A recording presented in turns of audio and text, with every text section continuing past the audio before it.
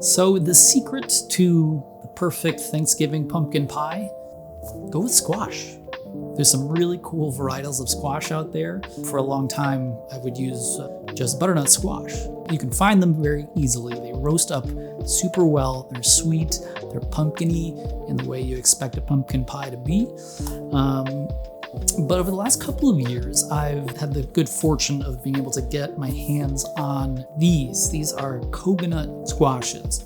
It's like the perfect little size. It's like a little mini pumpkin that like fits perfectly into a pie. If you can find these grow from Row 7 Seeds, which is Dan Barber's seed company. He does a lot of cool varietals of vegetables. This is a mashup of a couple different squashes. And if you ask me, it's sort of the perfect varietal of squash for pumpkin pie. Okay, so let's get into it. I'm gonna roast this puppy and then we're gonna make a pie crust. Once this is cooled, turn this into a custard, into the crust, and we got pumpkin pie.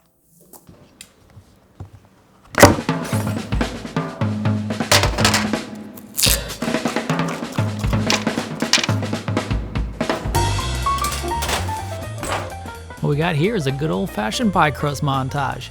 And I'm not going to go into any detail because, well, this did not quite turn out to spec. I'm going to get you guys next time with a better pie crust recipe. But for now, I got a better thing for you. This is a PSA about flour. So do any of you who bake also have cats?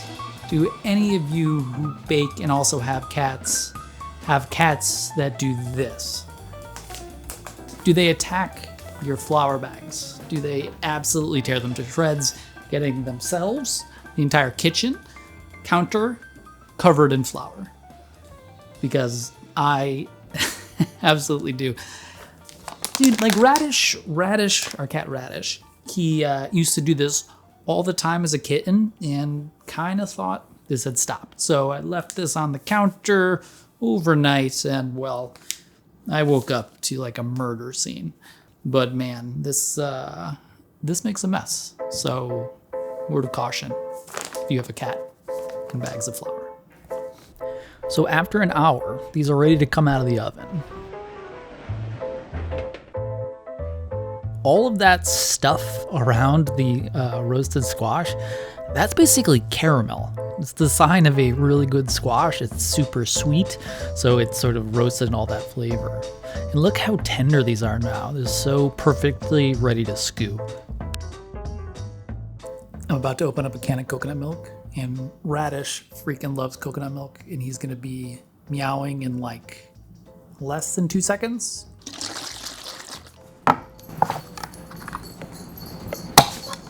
Okay, well, maybe no meows, but you hear the bells and you can see what's going on. So, back to our scheduled programming. In goes the coconut milk. Whisk it up together. A good rum comes out. 2 tablespoons. Use 2 eggs and 2 egg yolks. Half teaspoon of cinnamon. About 20 cracks of pepper. Cardamom. Clove. Ginger. Salt. Nutmeg. So about this much. Whisk it all together. Then I've got fresh Madagascar vanilla beans. I'm using these because I'm actually just out of vanilla extract. I probably would be using vanilla extract. I've got like this little bit left, which isn't enough. This recipe calls for 1/4 or a half teaspoon of vanilla extract. So I'm gonna go ahead and use like half the bean, like half of a pod here. These are very luxurious and expensive. So it's really good with vanilla extract, but if you have vanilla beans, hey, it's Thanksgiving. In goes a couple of cups of coconut sugar. Whisk that up, and then this all gets into the blind baked pie crust. Ready to go into the oven. 1 hour. It comes out like this. Not too jiggly, just the right amount. Give it a good slice. Don't worry about this crust. Don't worry about it. Oh yeah, the perfect slice right there. Ho, ho, ho, ho, ho, ho. I have spent all day making this pie, and now I'm gonna eat it. tell you right now, the crust is a disaster. I have no idea what happened to it. I know the custard's perfect, but good God, this crust is so chewy. Okay.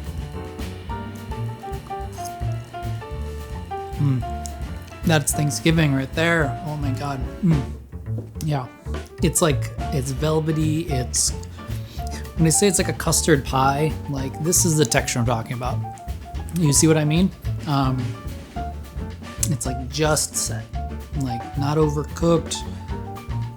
But it's like holding in place, so you get this nice slice, right?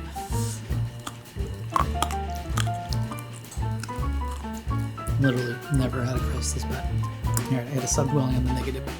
Back to the lab with this crust, but try this pumpkin custard recipe for your pie. You'll enjoy it.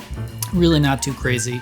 Roast the squash, blend it with coconut milk, a bunch of spices, put it into a pie crust, bake it again, you're done. By far my favorite Thanksgiving pie is pumpkin pie, and this is the recipe. I hope you enjoy it. Happy Thanksgiving, everybody. I'm gonna talk to you next time. Bye now.